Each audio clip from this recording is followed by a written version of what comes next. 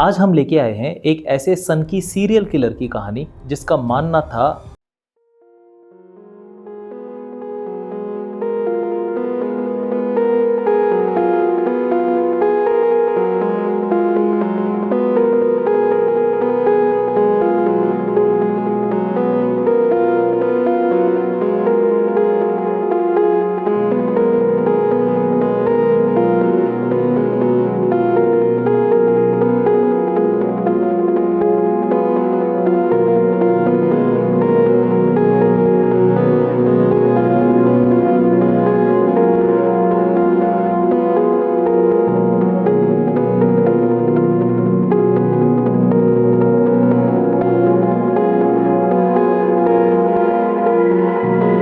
एक taxi stand.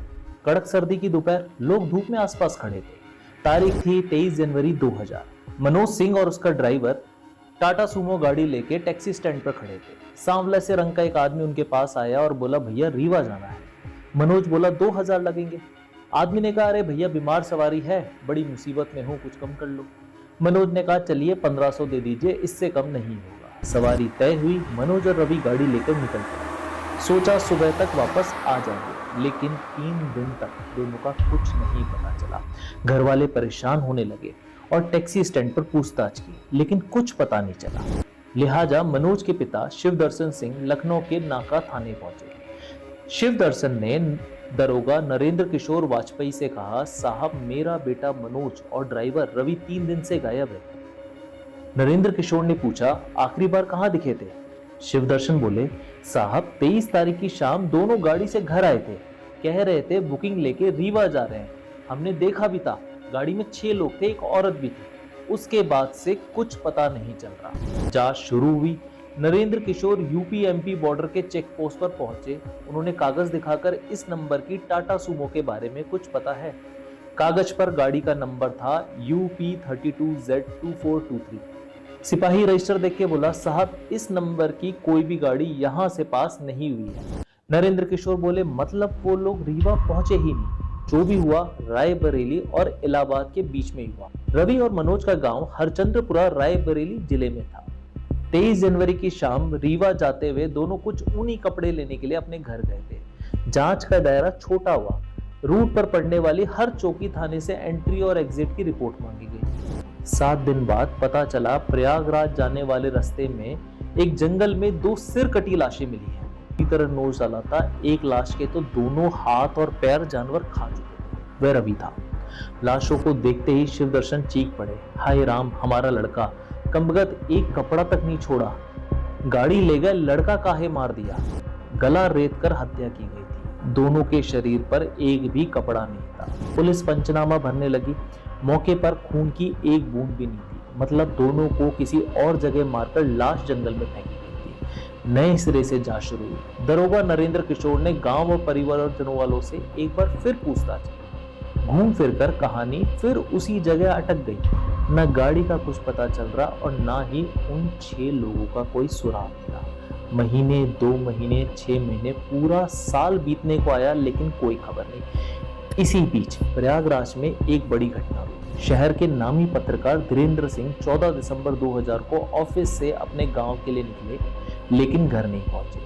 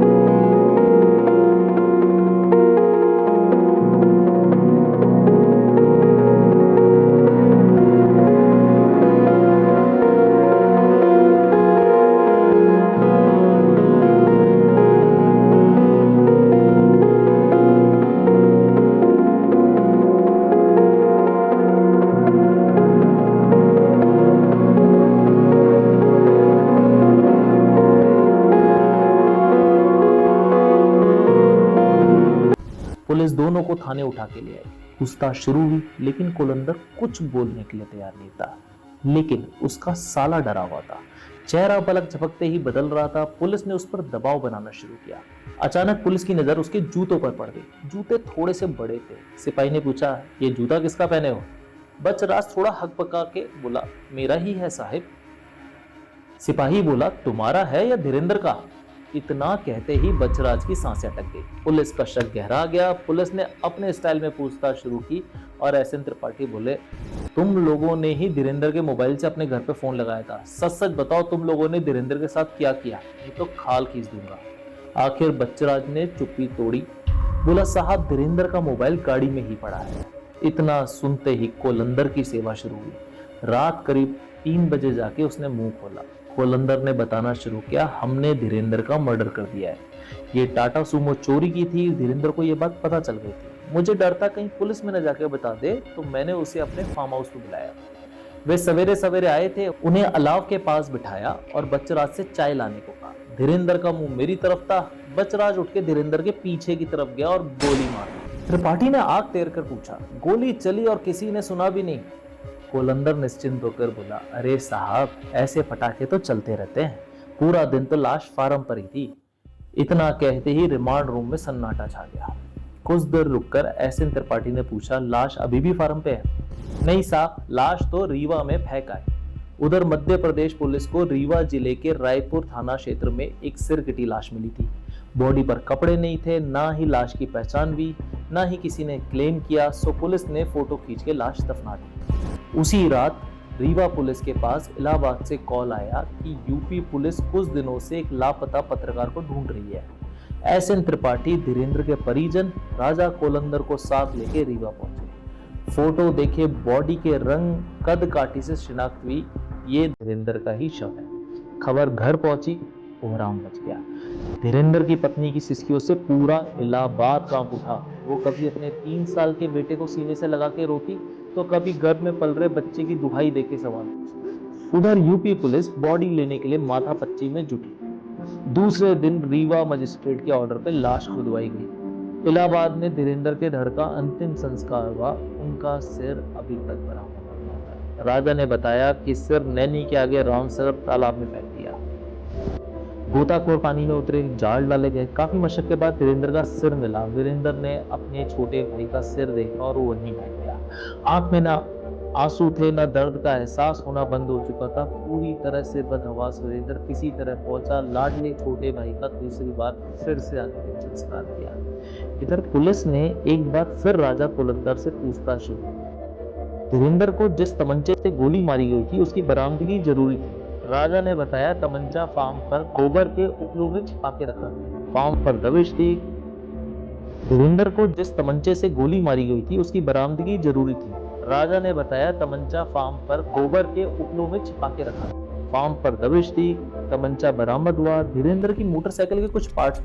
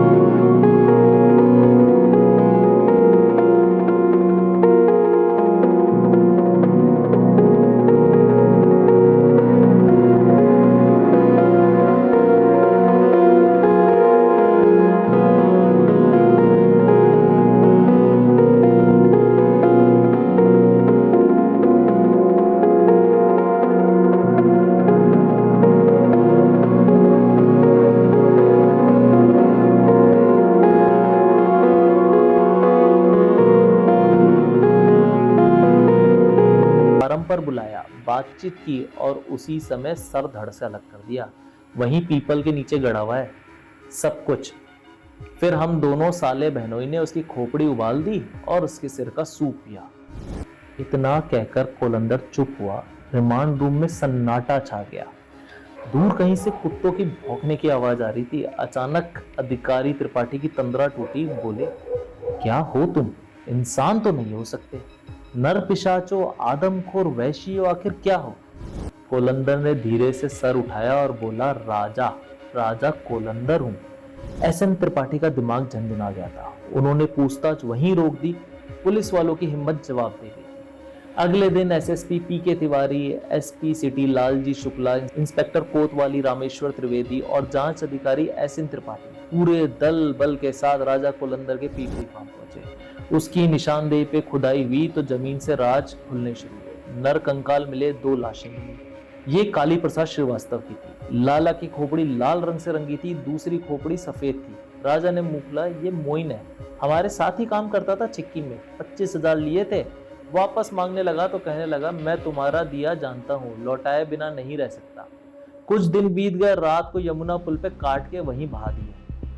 खोपड़ियों में समाधि विद्या रहे हैं, सो काट के लिए और उबाल के पी लिए।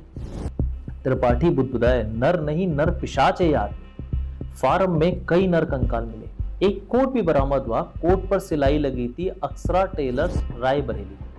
एसपी सिटी लालजी शुक्ला के दिमाग में अचानक से कुछ कौंधा। उन्होंने सारी कड़ियां जोड़ी और ऑफिस आकर फोन घुमाया। मार्च 2001, लखनऊ एसपी सिटी पूर्वी राजेश कुमार पांडे अपने ऑफिस में बैठे किसी केस की फाइल देख रहे थे। तभी फोन की घंटी बजी। उन्होंने फोन उठाया। उधर से आवाज आई, हाँ राजेश, लालजी शुक्ला बोल रहे हैं, एसपी सिटी इलाहाबाद। लालजी शुक्ला, भाई आपके यहाँ पिछले साल एक टाटा सुमो गायब हुई थी। कुछ दिन बाद उसके मालिक और ड्राइवर की डेड बॉडी मिली थी। वो केस का क्या हुआ? राजेश पांडे, कुछ पता नहीं चला साहब, सारी जांच पड़ताल घूम फिर के एक ही जगह पे अटक जाती है। लालजी शुक्ला बोले, अच्छा, एक लीड मिली है। वो पत्रकार धीरेन्द्र सिंह का केस तो सुना ही होगा आपने। उसके यहाँ से एक कोट मिला है रायबरेली का। चोरी की एक टाटा सुमो भी है। एक टीम भेजकर दिखवा लीजिए। राजेश पांडे, जी ठीक है, मैं फौरन एक टीम रवाना कर देता हूँ। एक सब इंस्पेक्टर और 2 सिपाहियों की टीम इलाहाबाद रवाना हुई। सबसे पहले कोलंदर से बरामद टाटा सुमो की शिनाख्त। गाड़ी का नंबर और रंग एफआईआर की डिटेल से बिल्कुल भी मैच नहीं कर रहा था, शायद बदल दिए गए थे। इंजन नंबर और चेसिस नंबर बिल्कुल मैच हो गए। अब कोलंदर से पूछताछ की बारी। टीम थाने पहुंची, पूछताछ शुरू हुई। इंस्पेक्टर ने पूछा, रवि और मनोज को क्यों मारा? इन लोगों ने भी पैसे उधार लिए थे। कोलंदर, अरे नहीं साहब, जिनके पास टाटा सुमो होगी वो हमसे उधार क्यों लेंगे? हमें तो गाड़ी चाहिए थी, अब बिना मारे तो गाड़ी।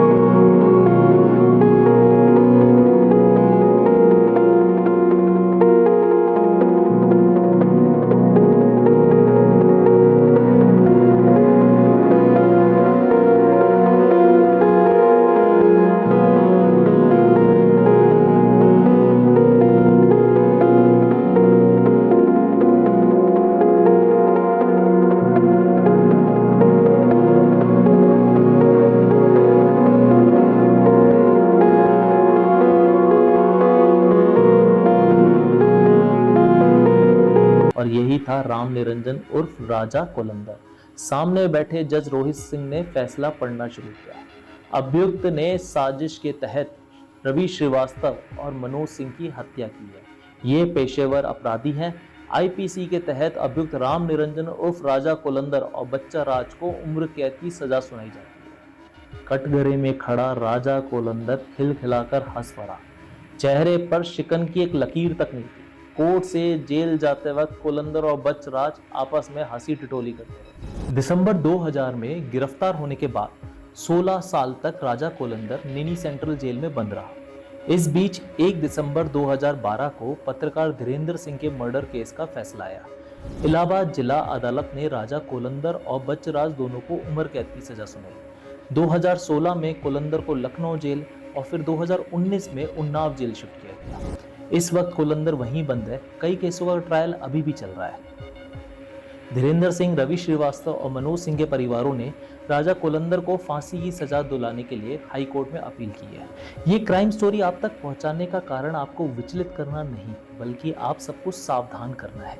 यदि आपको कभी किसी व्यक्ति की गतिविधियां सही ना लगे तो उसे पुलिस तक जरूर बताएं। शायद पहले किसी ने आवाज उठाई होती तो कुछ जान बच जाती। मिलते हैं अगली कुछ ऐसी ही रियल क्राइम स्टोरी के साथ। प्लीज सब्सक्राइब करें, शेयर करें और जुड़े रहें हमारे साथ। Thank you so much.